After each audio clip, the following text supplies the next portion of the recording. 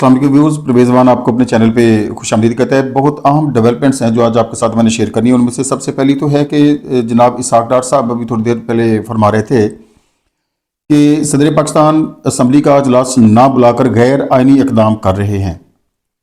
गैर आइनी इकदाम पिछले 1.5 साल में कौन कौन से हुए हैं और किस किस ने किए हैं, किस किस ने आइन को पामाल किया है, किस किस ने आइन को वायलेट किया है, एक तो इस पर बात करनी है। एक जावेद चौधरी साहब ने पिछले दिनों एक टेलीविजन प्रोग्राम में, लाइव प्रोग्राम में बैठकर पीटीआई के बारे में कुछ कमेंट्स दिए थे कि ये बदतमीज़ पार्टी है या बदतमीज़ लोग हैं, ये इसके वर्कर्स बदतमीज़ हैं, उनसे अच्छे की उम्मीद नहीं रखनी चाहिए, वो झगड़ालू हैं, वो झगड़ा करते हैं, वो लड़ाई करते हैं वगैरह वगैरह। अगर मैं एग्जैक्ट अल्फाज उसके बारे में ये नहीं बोल रहा हूँ तो मफहूम उसका कम अज़ कम यही था।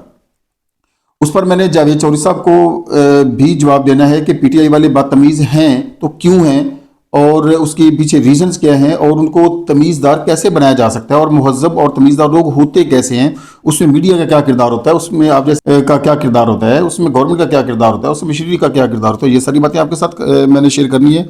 और उसके बाद सुन्नी इत्तेहाद कौंसिल को अभी तक उसकी जो मखसूस नशिस्तें हैं वो अलॉट नहीं की जा सकी हैं और आज फिर इलेक्शन कमीशन ऑफ पाकिस्तान उस पर हेयरिंग कर रहा है। ये सारी बातें आपके साथ शेयर करनी है। तो अगर अभी तक आपने मेरा ये चैनल सब्सक्राइब नहीं किया है तो ज़रूर सब्सक्राइब कीजिए ताकि मेरी तमाम वीडियोस आप तक बर वक्त पहुँचती रहें। सबसे पहले बात मैं करता हूँ, सदर पाकिस्तान ने गैर आइनी इकदाम किया है कि वो अभी तक असम्बली का इजलास कॉल नहीं कर रहे हैं।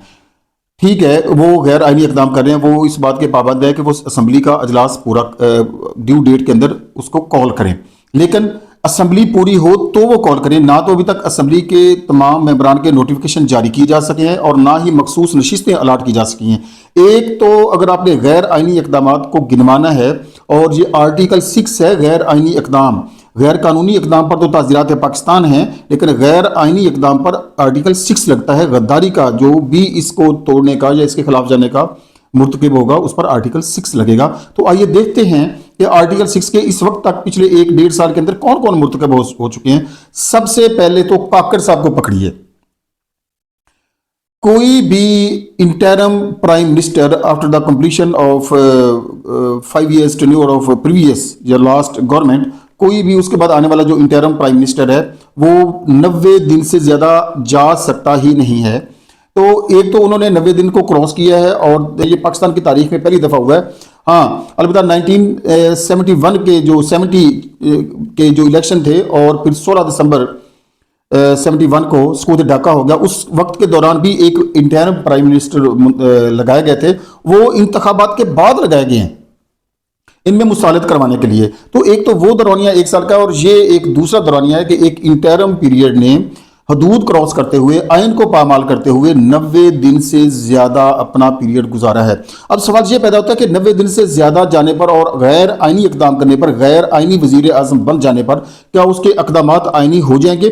जब एक वजीर आजम ही गैर आइनी हो चुका है, उसकी हुकूमत ही गैर आइनी हो चुकी है, तो फिर उसके तमाम इकदामात, तमाम फैसले भी गैर आइनी है। तो सबसे पहले इसहाक डार साहब को ये मेरा पैगाम है कि सबसे पहले पकड़िए अपने प्राइम मिनिस्टर काकड़ साहब को कि जिसने गैर आइनी तौर पर विद इन 90 डेज उसने इलेक्शन कंडक्ट नहीं करवाए। उसके बाद आप पकड़िए इलेक्शन कमीशन ऑफ पाकिस्तान को, ईसीपी के चीफ इलेक्शन कमिश्नर को, जिसने 13 मई को करवाए जाने वाले इंतखाबात के ऑर्डर को वायलेट किया, रद्दी की टोकरी में डाला और इलेक्शंस कंडक्ट नहीं करवाए हैं। उस अदालती हुक्म के बावजूद, सुप्रीम कोर्ट के ऑर्डर के बावजूद उसने इलेक्शन कंडक्ट ना करवाए। तो दूसरे नंबर तो गैर आइनी इकदाम चीफ इलेक्शन कमिश्नर कर चुके हैं और उन पर ये आर्टिकल 6 लगाइए और उनको गिरफ्तार कीजिए और उनको पाबंदी सलासिल कीजिए। लेकिन इतनी इखलाकी जुर्रत आप जैसे लोगों में अगर हो तब आप करें ना। आपको तो हर वो फैसला दुरुस्त लगता है जो आपके हक में होता है और हर वो फैसला गलत लगता है जो आपके खिलाफ होता है। आप तो मीठा मीठा हक और कड़वा कड़वा तू करने वाले लोग हैं, आप तो खाने वाले लोग हैं, आप सर्व करने वाले लोग थोड़े ही हैं। आप जाते हैं लंदन में, जाके बैठ जाते हैं, अभी भी आपकी गवर्नमेंट को थोड़ा सा मसला बना तो आपके जो चीफ साहब हैं, नवाज शरीफ साहब, उसके जो सेल्स हैं, जिसके उसके प्लेटलेट्स हैं, वो फौरी तौर पर डाउन हो जाने हैं। मेहरबानी कीजिए, इस किस्म के फरमुदात करने से ग्रेज फरमाइए और मजीद आगे सुनिए कि कौन कौन गैर आइनी है। सीएम पंजाब भी गैर आइनी हो चुके हैं जिन्होंने 90 दिन के अंदर पंजाब के अंदर इंतखाबात करवाने थे और नहीं करवाए हैं। और सीएम کے پی کے وہ بھی غیر آئینی ہو چکے ہیں کیونکہ انہوں نے بھی ود ان 90 ڈیز الیکشنز کروانے تھے اور وہ نہیں کروائے ہیں. تو یہ سارے اصحاب، یہ سارے افراد، یہ ساری اشخاص، شخصیات جو غیر آئینی اقدامات میں ملوث ہو چکی ہیں نا حضور، یہ آرٹیکل 6 کے زمرے میں آتے ہیں. ان کو فوراً گرفتار کیجئے، ان پر فرد جرم عائد کیجئے اور ان کو پابند سلاسل کیجئے اور ان کو سزا دیجئے، کیونکہ آئین کو وائلیٹ، آئین کو پامال تو یہ لوگ کر چکے ہیں.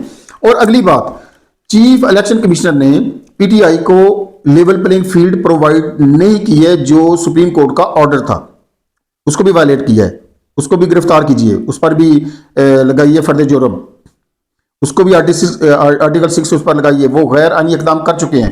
اور اب جو دوسرا غیر آئینی اقدام ابھی تک ہے کہ سنی اتحاد کونسل کو اس کی نشستیں مخصوص نہیں دی گئی ہیں. ود ان 72 آورز جو بھی انڈیپینڈنٹ کینڈیڈیٹس ہوتے ہیں انہوں نے الحاق کرنا ہوتا ہے کسی نہ کسی پارٹی کے ساتھ، تو انہوں نے الحاق کر لیا سنی اتحاد کے ساتھ. اب وہ ایک سنی اتحاد بطور جماعت رجسٹرڈ ہے. ایک عجیب و غریب جواز پیش کیا جا رہا ہے کہ وہ پارلیمنٹ میں اس کی نمائندگی ڈائریکٹ سنی اتحاد کونسل کی نہیں ہے. تو یہ اب جب اس کے ساتھ رجسٹرڈ ہو چکے ہیں تو اسی کی نمائندگی بن چکی ہے. آپ کیا کرنا کیا چاہتے ہیں ملک کے ساتھ؟ آپ کس تباہی کی طرف لے کے جانا چاہتے ہیں؟ تو غیر آئینی اقدامات اگر آپ نے کرنے ہیں نا، سزا دینی ہے اور پکڑنا ہے، تو ان سارے اشخاص کو پکڑیے اور ان کو سزا دیجیے.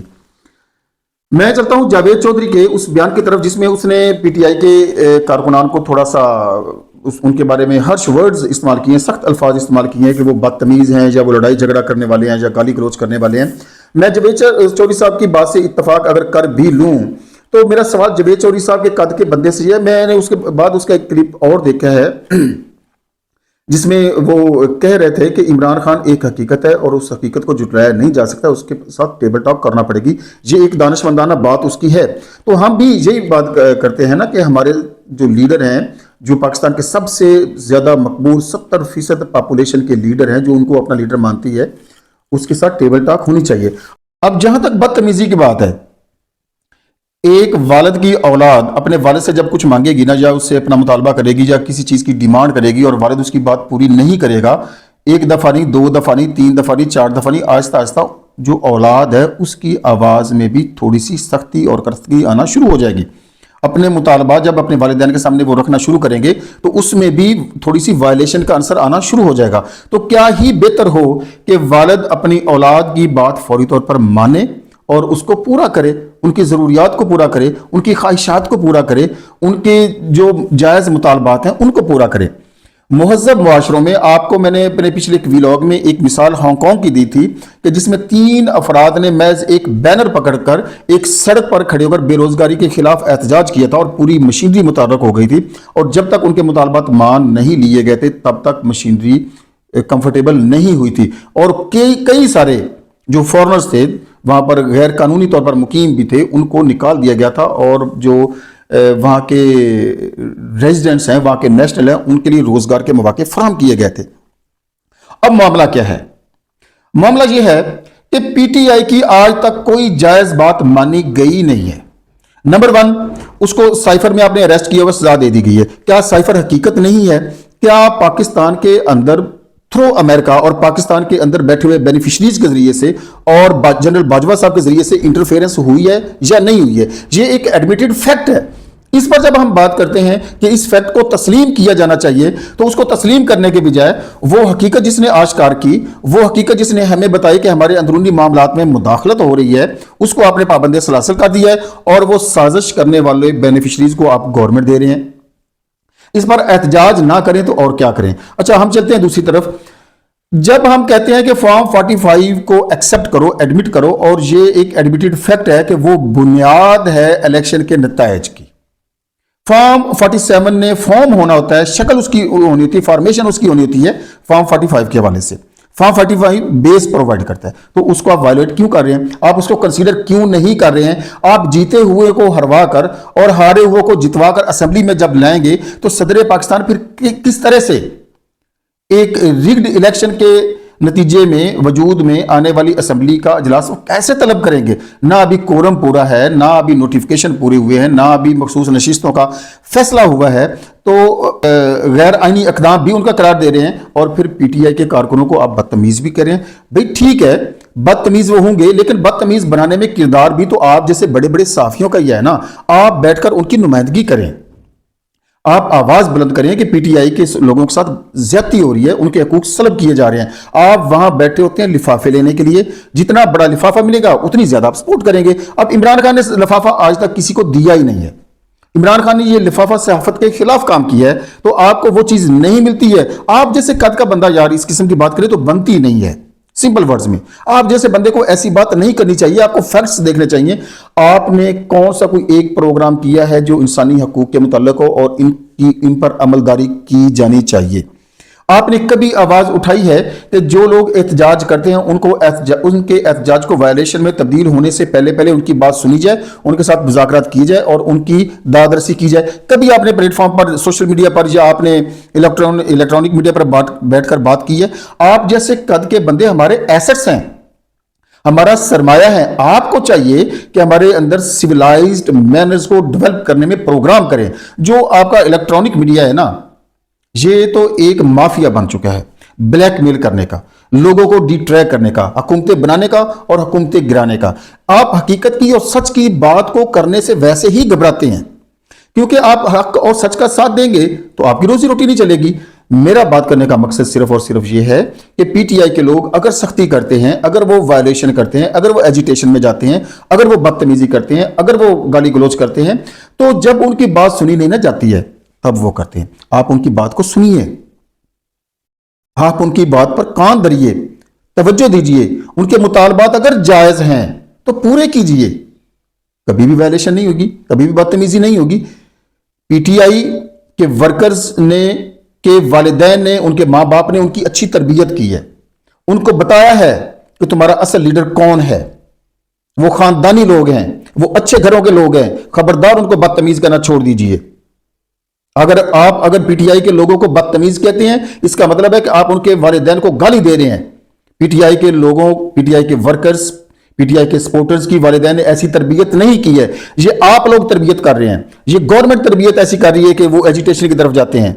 और खुदारा इस किस्म की बदतमीजी वाली बातें आप भी ना कीजिएगा, क्योंकि हम अच्छे घरों की औलाद हैं, हम खानदानी लोगों की औलाद हैं।